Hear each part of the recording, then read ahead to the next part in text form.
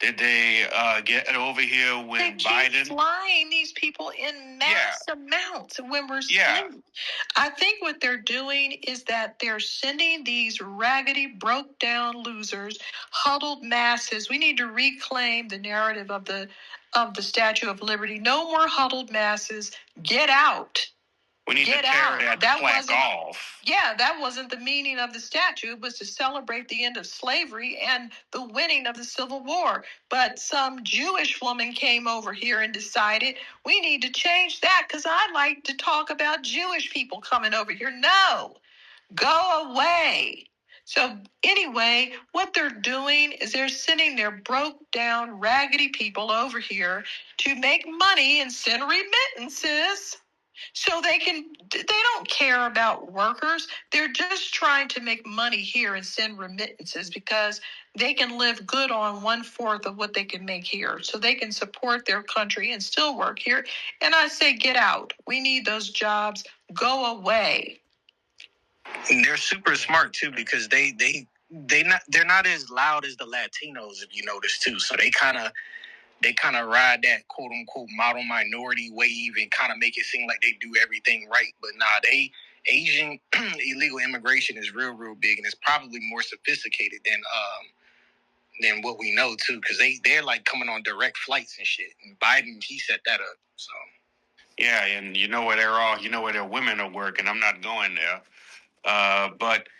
Yeah, so what I was thinking, you say allying with white supremacists. I'm a little apprehensive about that, but there's one white supremacist who I begrudgingly have some respect for, is Steve Bannon, and for these illegal laborers, he's proposed a law similar to Sarbanes-Oxley. Does anyone know what Sarbanes-Oxley is? Okay. Remember back in like 2002 and all that, you had Enron and WorldCom. They were going tits up, and they were forging their accounting books.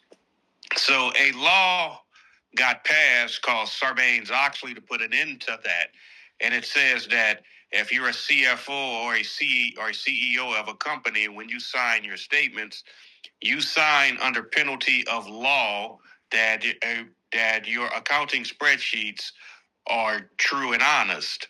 So what can be proposed is that we could have a similar law for employment, that you sign under penalty of law that all your employees are legally authorized to work in the United States. And I think if that law got passed, you're going to see a lot of these illegal immigrants get fired from jobs because if the CEO of the company risks going to jail, he's going to be apprehensive to want to hire these people. So I think that's something we can look into doing. Because like I said, I mean, all these tech jobs, I mean, they're coming in and taking them, and these people are not more qualified. They're not. I work with these people. Some of them are dumber than ass crack. I mean, the ones don't get me wrong. I've come across some smart ones, but I've come across some. They can't. I just say, God damn. But whatever they're doing, they need to train Americans to do whatever. They're just blackballing. We can train Americans. We can train ourselves. Oh, look! Hey, you say, Sean, go. Damn, I just say my name. Look, go make some batteries. I'll say, okay, just give me this. Just give me this technical paper, and I'll go do it. And we don't really look. We can train each other. It's not that difficult. But like I said, they're doing this because these people, when they get their hands cut off in a press or whatever, they will, they're less likely to want to sue or whatever because they're here unauthorized. So that's one of the reasons they bring over a lot of these people, and also that they work cheap. But from what I was hearing, these people were being paid some good pay, right. And so and like I said, we got to start, lobbying for laws that make it illegal to hire someone for for work. If the person is not authorized, you hire them, whether you knew it or not. Ignorance is not an excuse. You go to jail, and I think that would put an end to a lot of that shit. I yield the mic. Right.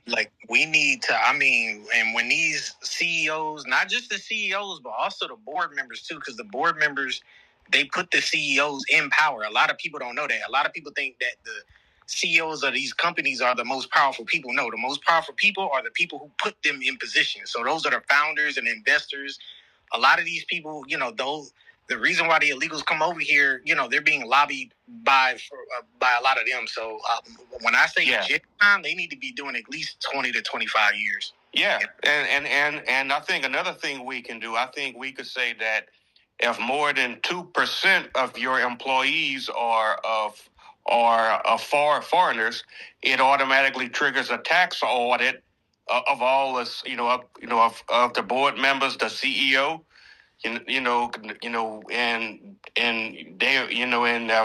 rich people do not like the IRS going up their asses.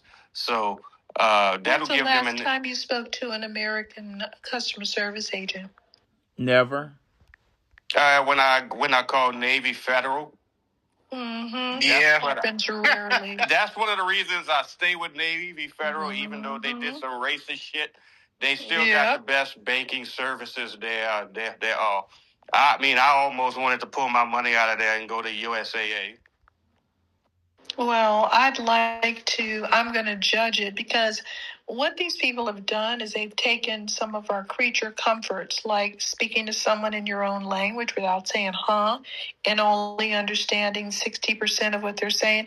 That's a creature comfort. Okay? You have a problem at your bank, you have an issue. You don't want some bumbling Filipino woman who doesn't even know what she's talking about, that's just reading from a script to help you.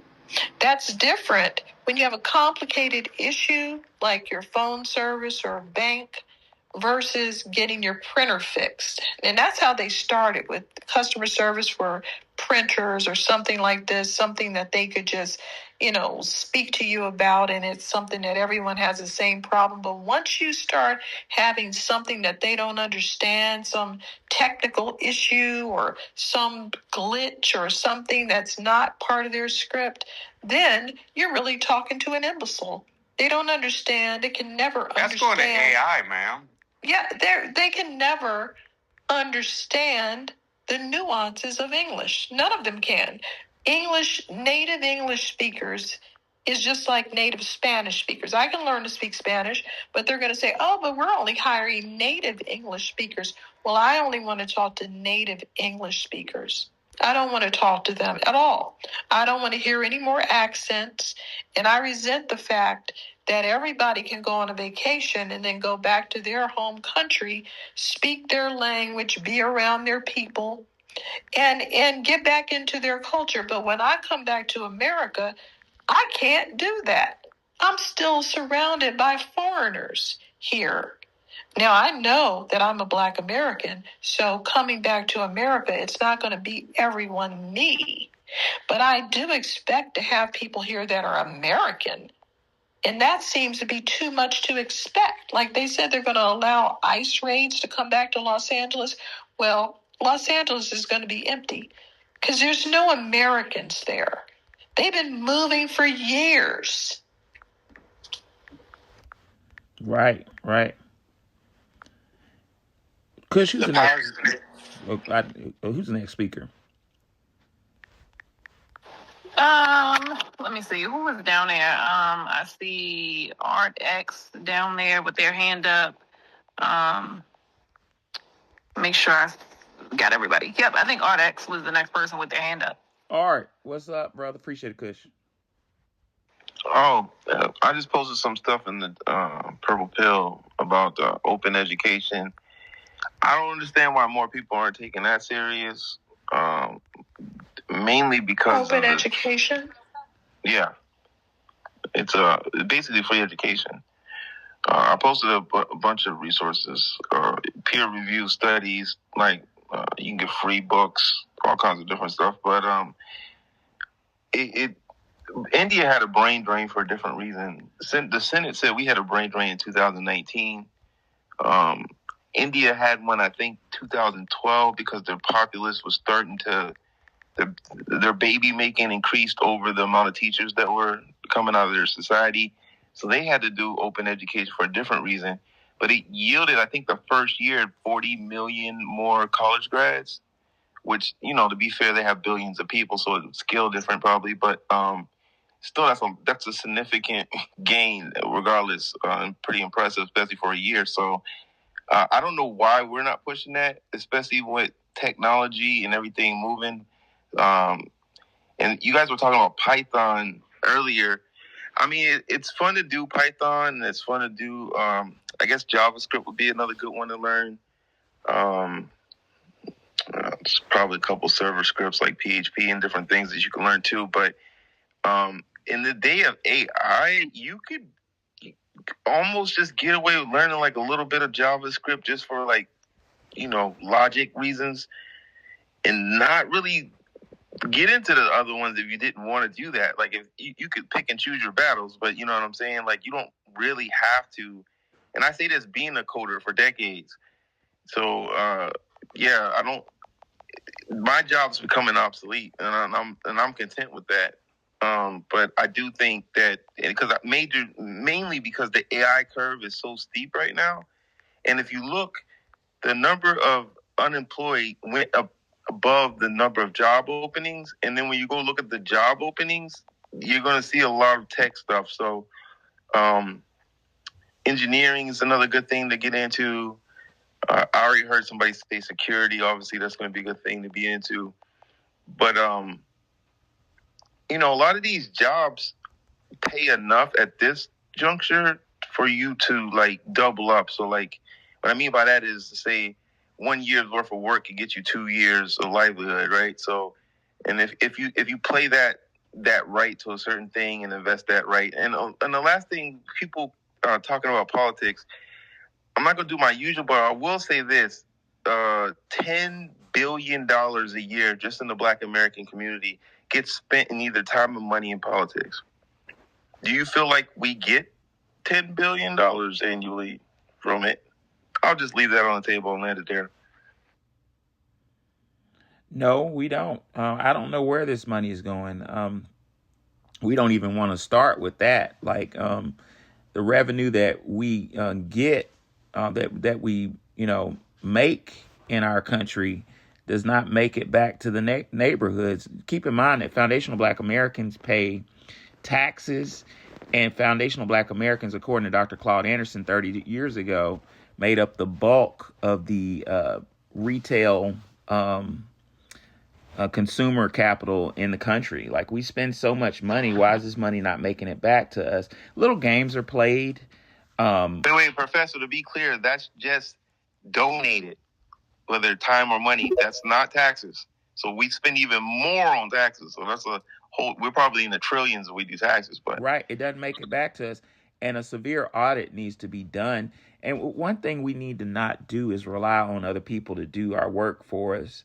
I've taken a leadership position in education to write books because we've been letting members of the dominant society and members of a certain religious group write our goddamn history books. And they're brainwashing children using slick educational psychology to make us think that we're not part of history. For instance, it'll show pictures of George Washington and portray him as a fearless leader when basically it was he had a black god that showed him everything he knows. Likewise with Thomas Jefferson, but I digress. And when it talks about Black people in history, it talks about our leaders like Dr. Martin Luther King and narrates them in a light that shows them submissive. And basically, George Washington was a hero. Thomas Jefferson was a hero. Dr. King was a nice guy who got shot for standing up for what he believes in.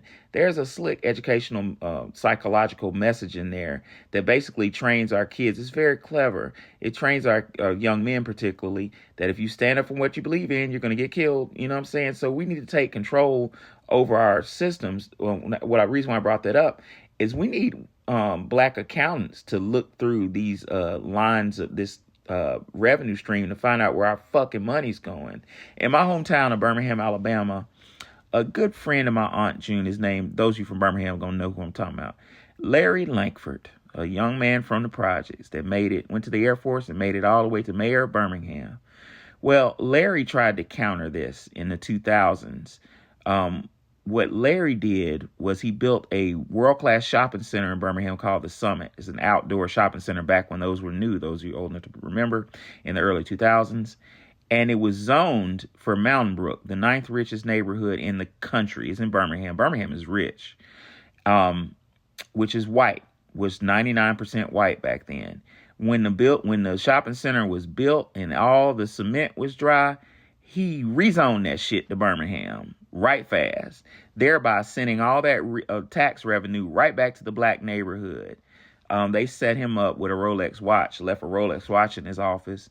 And, my brother Larry decided, well, shit, he asked. He said, anybody leave this belong nobody? Nobody said nothing. So he said, shit, I'm going to put it in my pocket, and went to jail, died in jail over a Rolex. The reason why I brought up Larry Langford is we need to do more creative politics like that, of building shopping centers and keeping that revenue stream centered right back at the black neighborhood. We need more of that example to flow.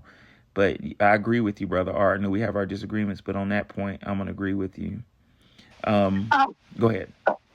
So, Professor, I wanted to jump in here 2 points. The first one, to the point about like where foundational Black American money goes, without people really knowing and understanding, I've talked about this ad nauseum.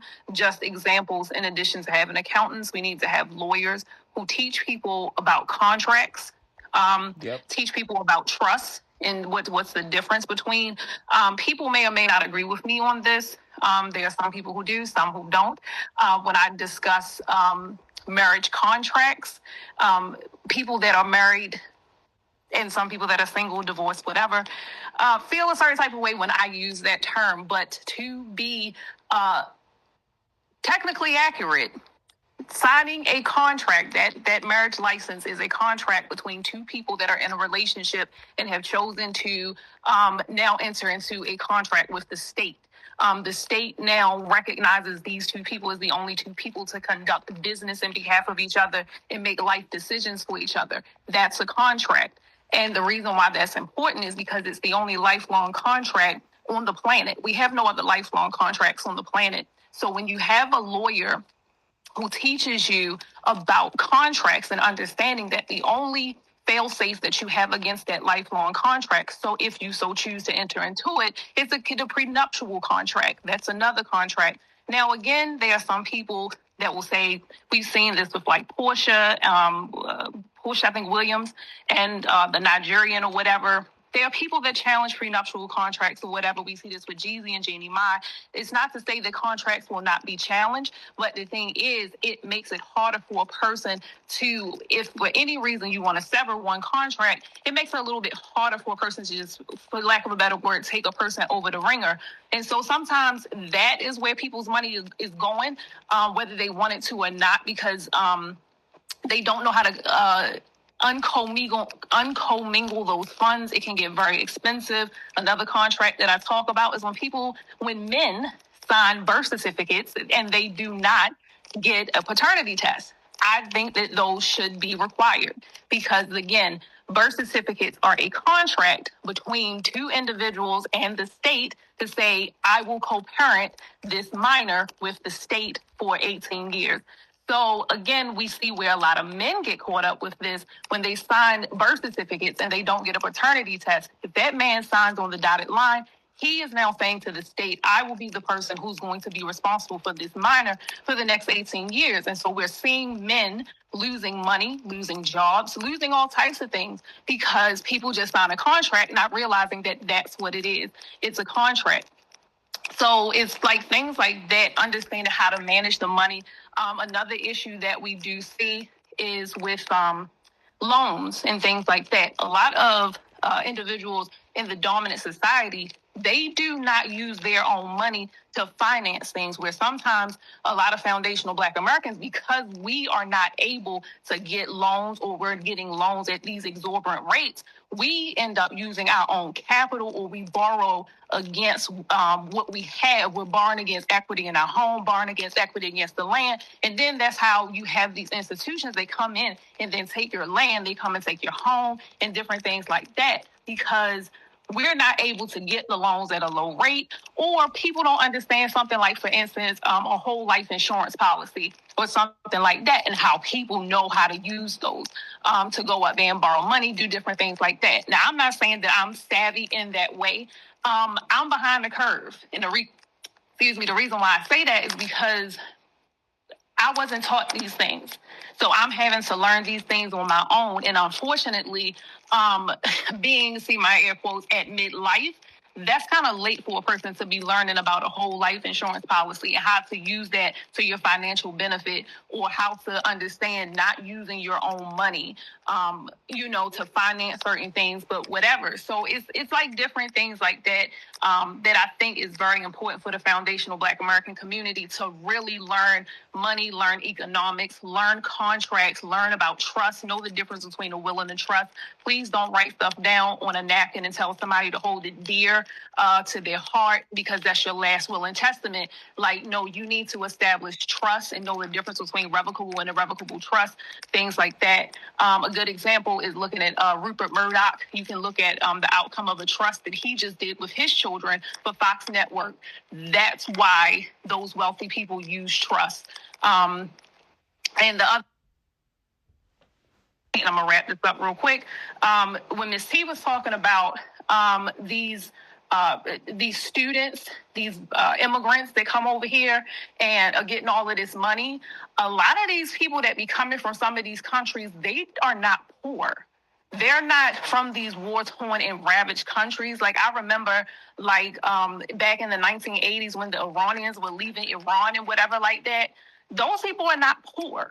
They might be leaving because of see my air quote, some type of persecution, but some of those people coming from these Arab countries and stuff like that, they're not poor. Their children aren't poor. Their grandchildren aren't poor. They're just leaving because, my family didn't get along with whoever was the president or the king or the sultan or whoever the case may be. So sometimes when these people out here running game at, they come in here as refugees and fleeing persecution and, feel sorry, pity for me. These people got money in addition to the bag that they're getting off of our taxpayer dollars.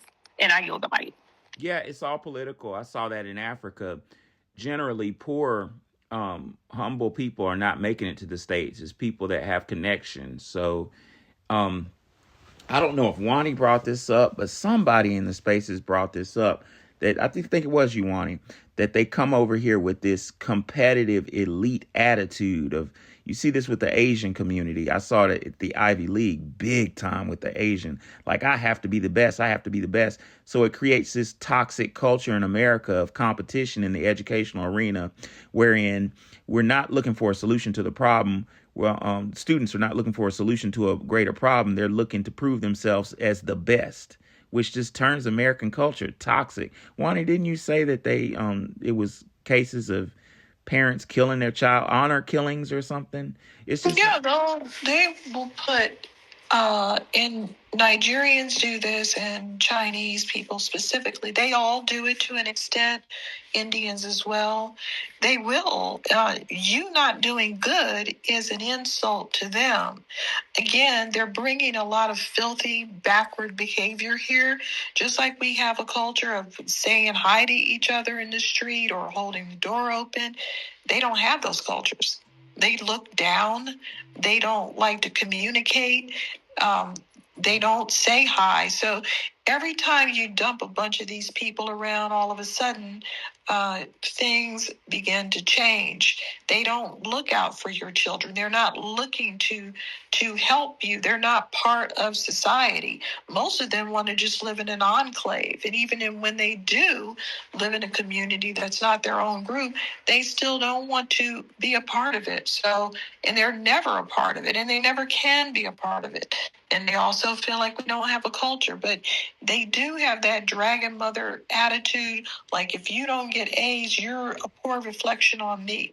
Now, I'm not saying that, you shouldn't put pressure or have expectations, but they take it to the extreme to where their children are on these crime shows killing them, just killing them, because they can't keep up with what these parents are saying. I've seen multiple Chinese and Korean parents straight up murdered. And I have also seen the children of Arab people who they'll put bullets in their children's heads. They'll shoot their children. They will stab their children. They'll strangle their children, usually girls. I've yet to see them do this to a boy child. And the mother will go along with it. She'll either just passively go along with it or she'll participate in it. And believe it or not, that's their culture. And so the UK people who have to deal with it the most, they kind of don't pursue it. It's like, okay, your daughter's missing. You have to kind of wait for the sister to crack because the sister is half Americanized. And so they just have to kind of wait for somebody to fall apart because they know it's not right, because half of them knows it's not right. And the other part, 0 to 5, they're born into this. This is what we're up against. We're up against people that are born into things that we think are criminal, born into bachabazi, born into marrying children, born into all of those beliefs that would put us in jail. And they just look at it like, yeah, what's the big deal? You know what I'm saying? And they agree to follow the rules here, but they really can't. So they get into their little enclave where they can stay.